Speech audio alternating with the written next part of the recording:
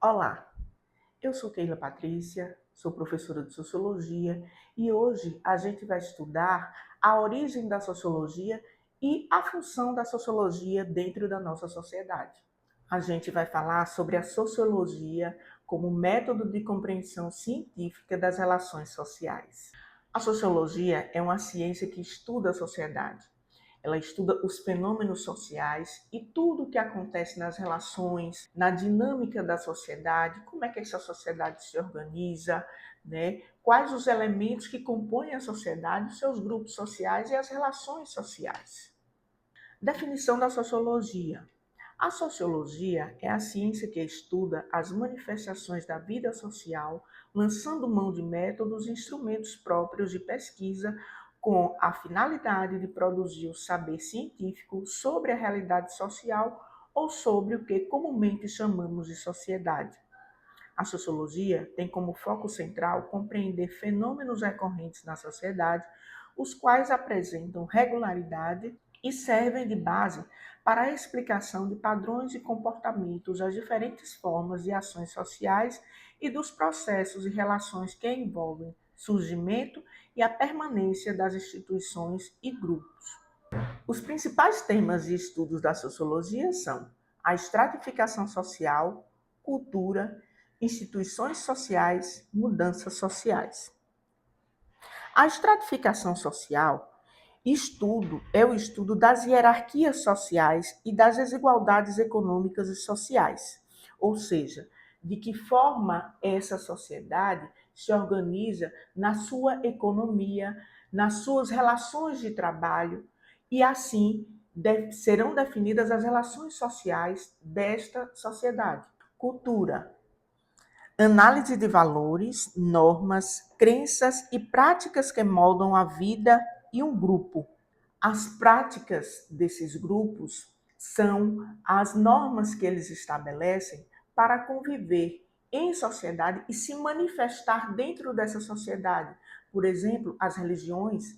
As religiões têm grupos, têm as suas especificidades, as suas normas, né, as suas leis religiosas que acabam interferindo de certa forma na sociedade a partir das pessoas que praticam aquela religião, né? Nós temos organizações como maçonaria, que também tem princípios e diretrizes que são estabelecidas dentro dessa organização maçônica, que reverberam para a sociedade a partir das pessoas, dos sectos dessa organização maçônica, dos seguidores dessa organização maçônica.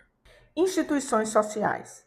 Investigação de estruturas como família, educação, religião, política e economia. E como elas influenciam o comportamento humano.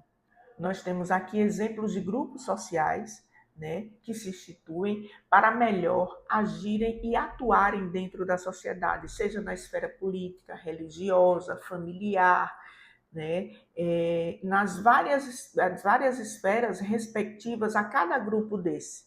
Então, esses grupos têm normas, têm bases, têm preceitos, têm orientações, e os indivíduos que fazem parte desses grupos, eles seguem esses princípios dentro da sociedade, formando assim também a cultura dessa sociedade. Mudança social. Exame de como e por que as sociedades mudam ao longo do tempo, incluindo movimentos sociais e revoluções. Os métodos de pesquisa da sociologia. A sociologia, ela conta com um método. É por isso que ela é reconhecida como uma ciência social, uma ciência que estuda a sociedade.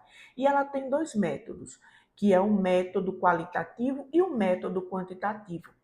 O método quantitativo, ele se baseia em números, em percentuais, em pesquisas que são feitas para levantarem números. Os métodos qualitativos incluem entrevistas em profundidade e grupos focais, que permitem uma compreensão mais rica de experiências individuais.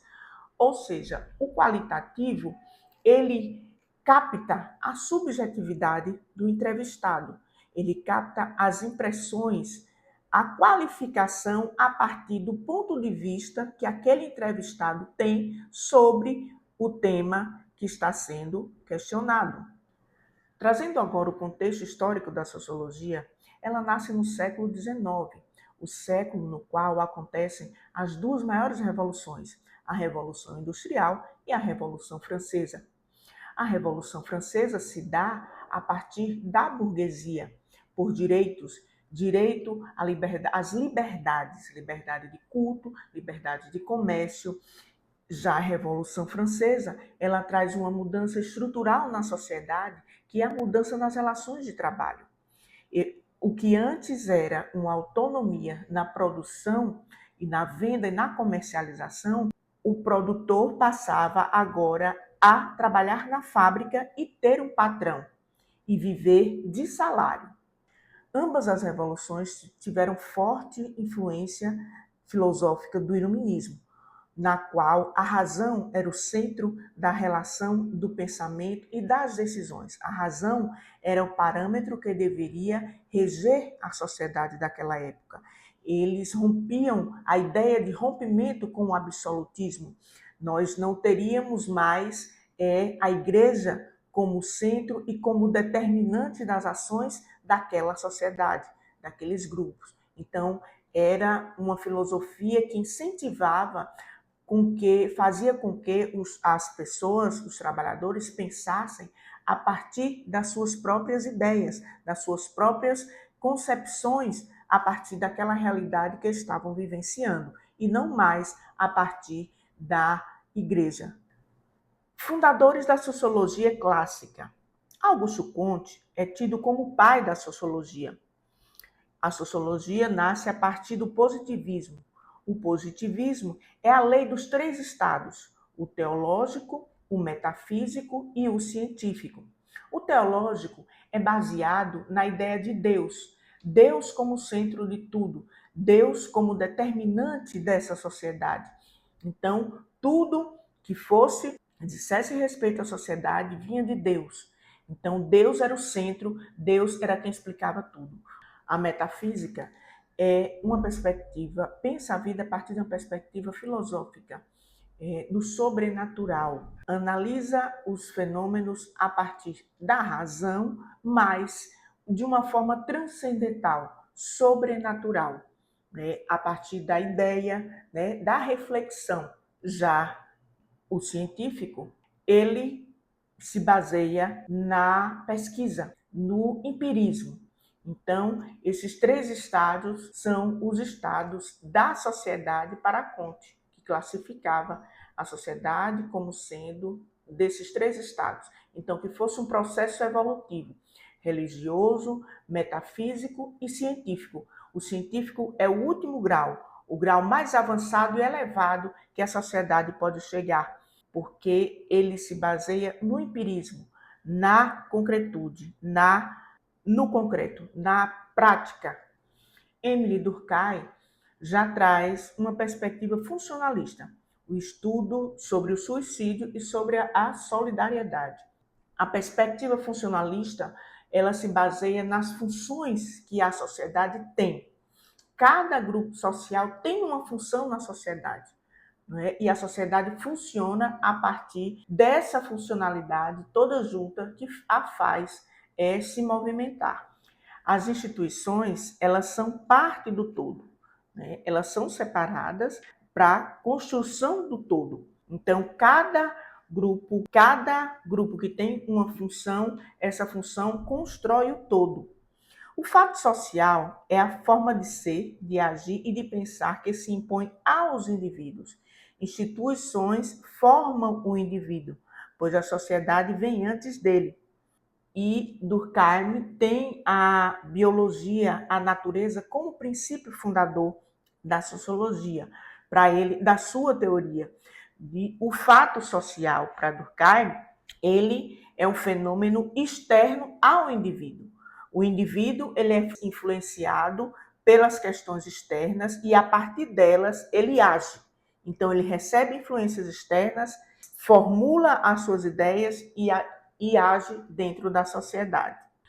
Durkheim divide a sociedade em sociedade tradicional e sociedade complexa. A sociedade tradicional, ela funciona a partir do mecanismo de solidariedade mecânica, que é todo mundo dentro dessa comunidade, dessa sociedade, exerce papéis, né? Então, não existe papel de homem, papel de mulher.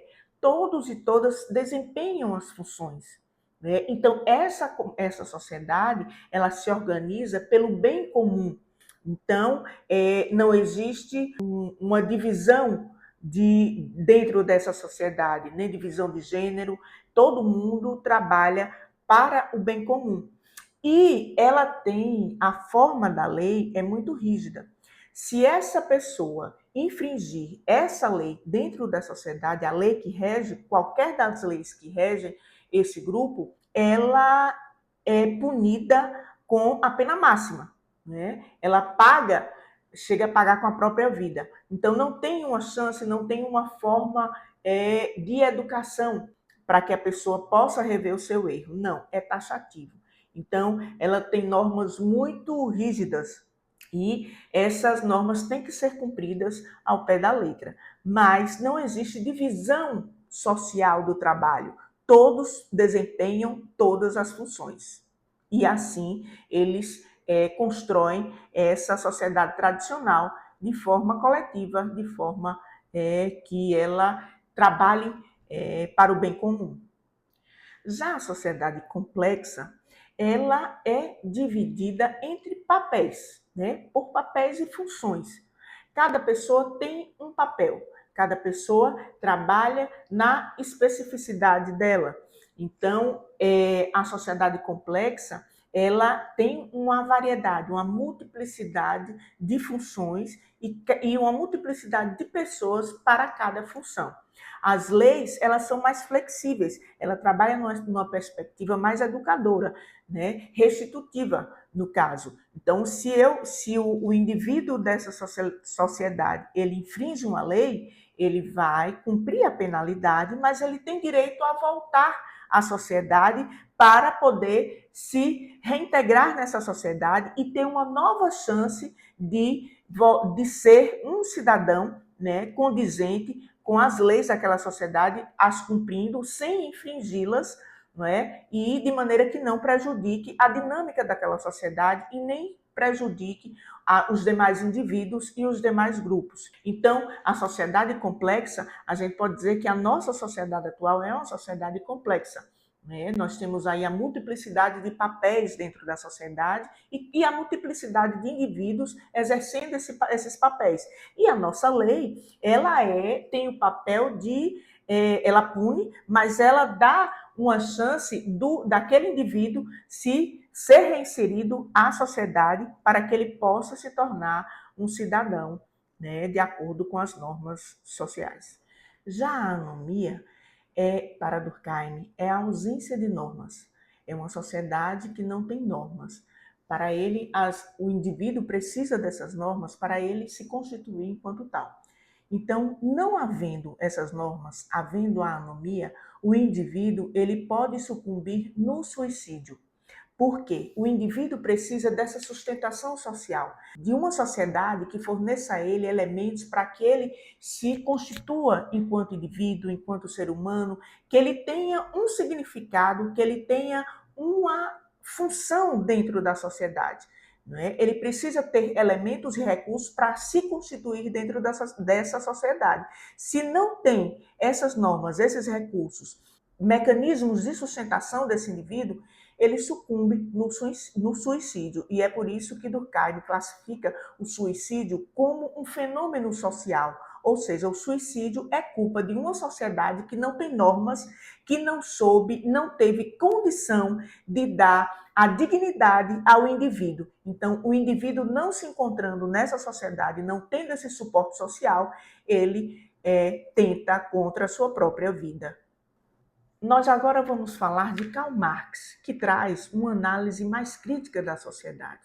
Para Karl Marx, a sociedade ela tem uma dinâmica, não é? E essa dinâmica ela acontece dentro do processo histórico, né, das mudanças que vão acontecendo nessa sociedade. Então, essa sociedade, ela não tem ciclos, ela não vai e volta, ela tem uma dinâmica própria de se constituir, né? Que são através dos fatos concretos produzidos pela própria sociedade, né? Na sua dinâmica de reorganização, de relacionamento. Por exemplo, a mudança da relação de trabalho no período da Revolução Industrial, né, é um desses processos de mudança da sociedade e de reconfiguração dessa sociedade. Então, para que a Revolução Industrial surgiu e a partir com ela veio as relações sociais, né? Mudou-se a dinâmica. As pessoas não mais trabalhavam, né, para si próprias, elas passaram a ter patrões e a ter salários. Então, essa relação de trabalho mudou. Karl Marx vê a sociedade como com sua dinâmica, uma dinâmica, né, que a constitui. Então, Karl Marx ele traz a perspectiva do materialismo histórico e do materialismo dialético, ou seja, a história se constitui a partir da realidade. Então, o fenômeno acontece e a partir do fenômeno, a partir da concretude, surge a ideia, né? E aí a ideia ela surge a partir da matéria, né? Ela não vem do nada. Não surge, para Marx, enquanto materialista, primeiro nasce o objeto para depois aquele objeto receber uma denominação.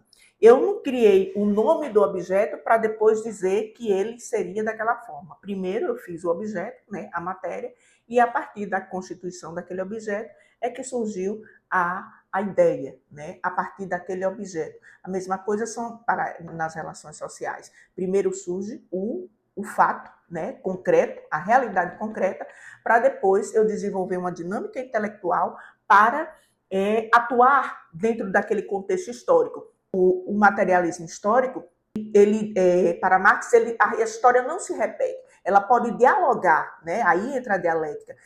Esse momento de hoje pode dialogar com o momento anterior, mas não é o mesmo momento anterior, porque esse momento não se repete, né? Então, é um novo momento, é uma nova realidade. E a partir dessa nova realidade é que vão surgir as novas ideias, né? E as novas formas de relação social.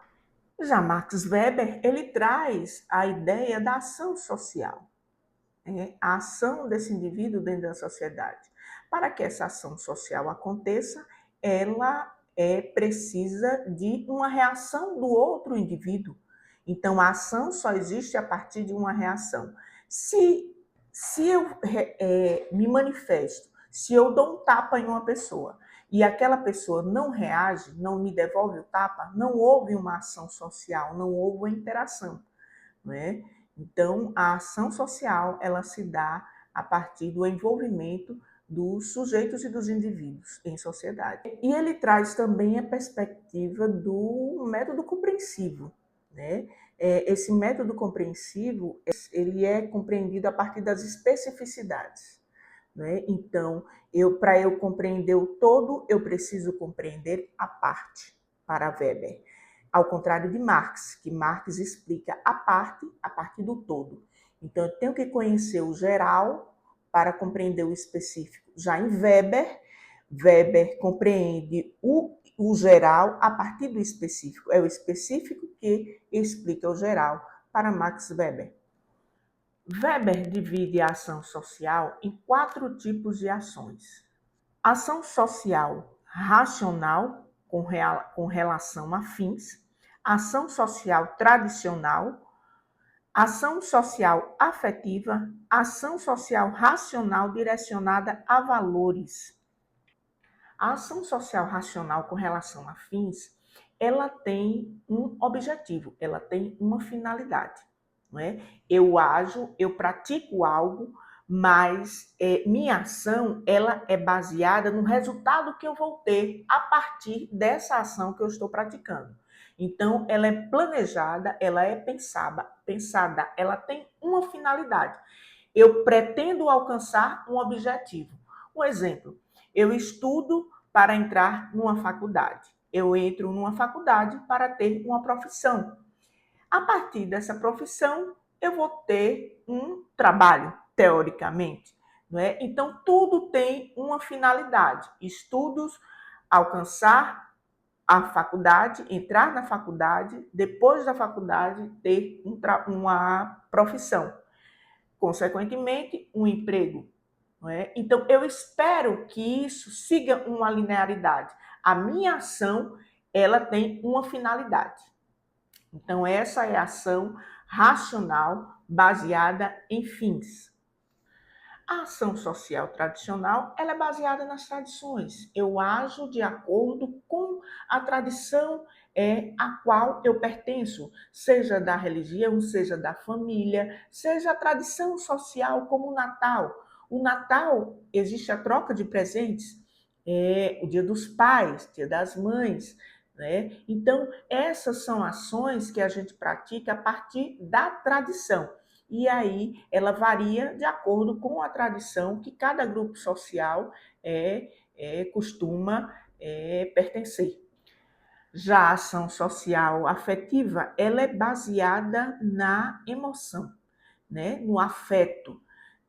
Digamos que ela seja mais instintiva, né? É baseada no sentimento. Eu vou ao estádio de futebol para assistir ao jogo do meu time favorito. Né? Eu vou a uma outra cidade para ver uma namorada ou um namorado, ou um parente, ou um amigo ou uma amiga. Então, eu sou movida pelo sentimento, pelo afeto, e eu pratico essa ação, não é? Sustentada por aquele afeto. Eu vou fazer o possível para ir, para realizar essa ação, né? Para atender a uma necessidade emocional. Então, essa é a ação social baseada no afeto. Já a ação social racional direcionada a valores, ela é praticada a partir dos valores subjetivos do indivíduo. Os valores que ele traz da família, da religião, né, do grupo ao qual ele pertence, que ele entende aquilo como moral, né, e como algo que é aceito, né, pela sociedade, né, que ele não vai infringir as normas e os padrões morais, né, os quais ele considera como sendo os corretos. Então, o indivíduo é movido a partir da sua compreensão subjetiva do que é moralmente correto dentro da sociedade.